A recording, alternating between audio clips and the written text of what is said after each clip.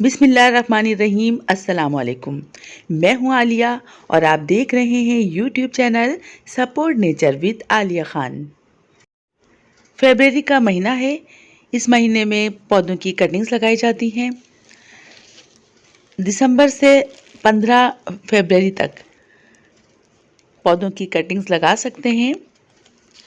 आज कलम लगाने या कटिंग्स लगाने के बारे में आपको कुछ मालूमात दूंगी।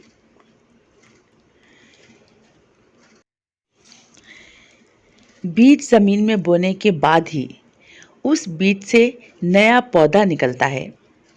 उस नन्हे पौधे को अपनी पूरी नशोनुमा तक पहुंचने और फल फूल देने के लिए एक तवील अरसा दरकार होता है। अगर इस इंतज़ार को मुख्तसर बनाना हो तो बड़े दरख्त या पौधे से किसी शाख को मखसूस तरीके से तराश कर मिट्टी या ज़मीन में लगा दिया जाता है। इस तरह जल्द उसकी जड़ें निकल आती हैं और तेज़ी के साथ नशोनुमा शुरू हो जाती है। ऐसे पौधे में फल फूल भी पहले साल ही नमूदार हो जाते हैं। इस तरह एक ही पौधे से भी ज़्यादा तादाद में पौधे तैयार किए जा सकते हैं। एक और तरीके के मुताबिक किसी भी आम नस्ल के पौधे में उसी पौधे के आला नस्ल के पौधे की टहनी काट कर लगा दी जाती है। इस तरह एक उम्दा नस्ल का पौधा तैयार हो जाता है। इस तमाम अमल को कलमकारी या ग्राफ्टिंग कहा जाता है, क्योंकि इसकी शाख को कलम की तरह तराश कर लगाते हैं, इसलिए कलमकारी कहते हैं। हर पौधे की कटिंग या कलम एक ही मौसम में नहीं लगाई जाती। कुछ पौधों के लिए मौसम सरमा 15 दिसंबर से 15 फरवरी मुनासिब है। इस मौसम में फ़िज़ा में ऑक्सीजन की मिक़दार ज़्यादा होती है, इसलिए कटिंग को किसी चीज़ से कवर करके रखना ज़रूरी है। इस तरह पौधे को नाइट्रोजन भी ज़रूरत के मुताबिक मिलती रहती है। कुछ पौधों की कलम या कटिंग बरसात के मौसम जुलाई से सितंबर तक लगाई जाती है। इस मौसम में नमी ज़्यादा होती है, लेकिन इस मौसम में पौधों को कवर करना ज़रूरी नहीं है। इसी तरह मौसम गर्मा में जो कटिंग लगाई जाए उसे भी कवर करना ज़रूरी नहीं है। फूलों के तमाम पौधे और कुछ इंडोर पौधों की कटिंग निहायत आसानी के साथ मिट्टी में लगाई जा सकती है। कुछ बड़े दरख्त और फलों के दरख्तों की भी शाखें लगाई जा सकती हैं, लेकिन कुछ शाखों का आसानी से जड़ें निकालना मुश्किल होता है।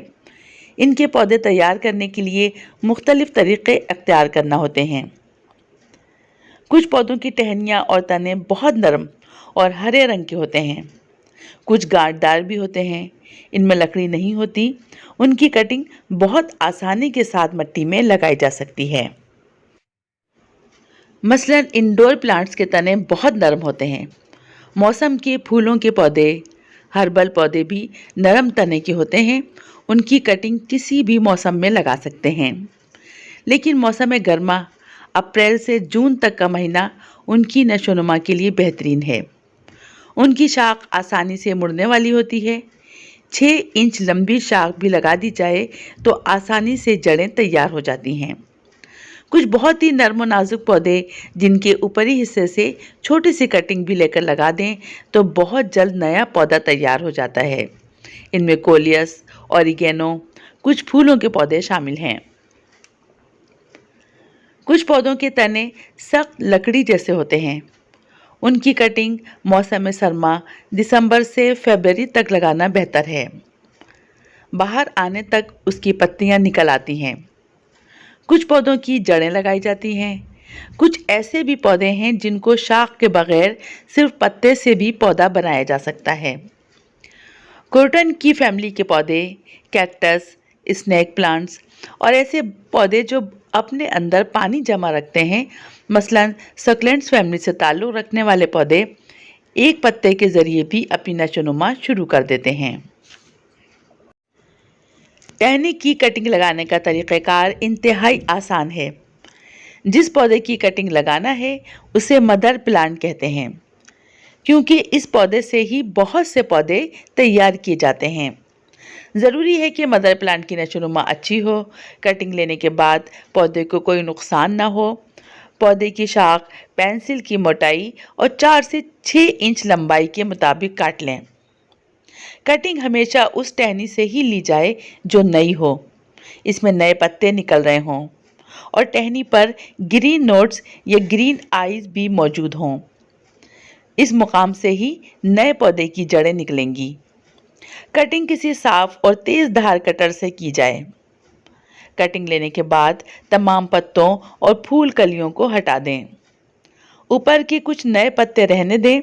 बड़े पत्तों को आधा काट भी सकते हैं। ये पत्ते अगर टहनी पर मौजूद होंगे तो टहनी से तमाम नमी लेते रहेंगे, जिसकी वजह से टहनी सूख जाएगी और जड़ें नहीं बनेंगी। कटिंग को नीचे से तिरछा 45 डिग्री एंगल पर कलम की शक्ल में तराश लें। मिट्टी में लगाने से पहले इस शाख पर एंटी फंगस पाउडर लगाया जाए। मार्केट में भी रूटिंग हार्मोन के नाम से पाउडर मिलता है। इसके लगाने से जड़ें भी आसानी से निकल आती हैं। घर में मौजूद कुछ अशिया भी रूटिंग हार्मोन्स के तौर पर इस्तेमाल की जा सकती हैं, मसलन हल्दी, दालचीनी का पाउडर, शहद वगैरह। इसके इस्तेमाल से टहनी में किसी किस्म के बैक्टीरिया असर नहीं करते, जिसकी वजह से वो ख़राब नहीं होती और जड़ों को निकलने में भी आसानी रहती है। टहनी पर रूटिंग हार्मोन लगाकर सिर्फ मिट्टी में ही लगा दिया जाए। टहनी को मिट्टी में लगाते हुए ख्याल रहे कि टहनी में जो हिस्सा मिट्टी में लगाया जा रहा है उसमें नोट ज़रूर हों। एक मिट्टी के अंदर रहे और दूसरी बाहर। अब इसे पानी देकर साया में रख दें। उसे रोज़ाना पानी नहीं देना है, लेकिन मिट्टी और टहनी को बिल्कुल खुश्क भी नहीं होने देना। पानी का हल्का सा शावर करते रहना है। जब अच्छी तरह पत्ते निकल आएँ तो हल्की धूप में रखें। मुकम्मल पौधा तैयार हो जाए तो किसी अलग गमले में लगाकर पौधे को पानी, खाद और धूप उसकी ज़रूरत के मुताबिक दें। कुछ ऐसी नर्म शाखें भी होती हैं जिन्हें किसी रूटिंग हार्मोन की भी ज़रूरत नहीं होती और मिट्टी में लगाने से पहले इन्हें सिर्फ पानी में ही चंद दिन रखें तो जड़ें निकल आएंगी। जैसे पुदीना, coleus, hibiscus, snake plant, croton, spider plant और भी बहुत सी नरम शाख वाले पौधे हैं। कुछ पौधे एयर लेयरिंग से भी तैयार किए जाते हैं। इसे गुट्ठी बांधना भी कहते हैं। यह अमल ऐसे दरख्तों और पौधों पर किया जाता है जिनकी टहनी सख्त लकड़ी की हो और टहनी के ज़रिए पौधा उगाना मुश्किल हो। इस अमल में शाख या टहनी को पौधे से अलग किए बगैर ही किसी भी मजबूत शाख का इंतखाब करके नोट्स के करीब से छीलकर इसमें मिट्टी चारों तरफ से लगाकर किसी प्लास्टिक से बांध देते हैं। एक बड़े दरख्त पर बहुत सी टहनियों पर एक ही वक्त में एयर लेयरिंग की जा सकती है। कुछ महीनों में ही जड़ें तैयार हो जाती हैं। अब इस टहनी को दरख्त से अलहदा करके मिट्टी में दबा देंगे। इस तरह एक बड़ा पौधा बहुत जल्द तैयार हो जाता है। फलों के पौधे एयर लेयरिंग से इसी तरह तैयार किए जाते हैं। कम वक्त में एक साथ बहुत से पौधे तैयार हो जाते हैं और एक साल के अंदर ही फल भी निकल आता है।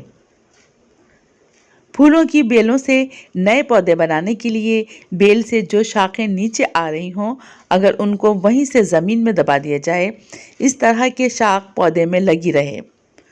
कुछ अरसे में जहाँ से शाख ज़मीन में दबाई थी, जड़ें तैयार होकर नया पौधा तैयार हो जाता है। इसे दाबकारी भी कहते हैं। कुछ पौधों की कलम और दाब दोनों लगाई जा सकती हैं। बहुत से ऐसे पौधे भी हैं जिनकी रूट्स पानी में भी बहुत आसानी के साथ तैयार हो जाती हैं। बहुत से फूलों की बेलें, फूलों के पौधे, कुछ हर्बल प्लांट्स और ऐसे पौधे जिनके तने नर्म हों, उनकी जड़ें आसानी के साथ पानी में तैयार की जा सकती हैं। कुछ पौधों की जड़ें तैयार करने के लिए रूटिंग हार्मोन की भी ज़रूरत होती है और कुछ पौधे बगैर रूटिंग हार्मोन के भी जड़ें आसानी के साथ निकाल लेते हैं। वो कौन से पौधे हैं जो बहुत आसानी के साथ रूटिंग हार्मोन के बगैर जड़ें निकाल देते हैं? रूटिंग हार्मोन क्या है और पानी में कौन कौन से पौधे अपने रूट्स तैयार कर लेते हैं, ये मैं आपको अब नेक्स्ट वीडियो में बताऊँगी। ये वीडियो यहीं पर ख़त्म करते हैं। आज की ये वीडियो आपको कैसी लगी? अगर आपको कुछ पूछना हो तो कमेंट बॉक्स में पूछ सकते हैं। वीडियो को लाइक करें, शेयर करें, चैनल को सब्सक्राइब करें। अब नेक्स्ट वीडियो तक के लिए इजाज़त दें। अल्लाह हाफ़िज़।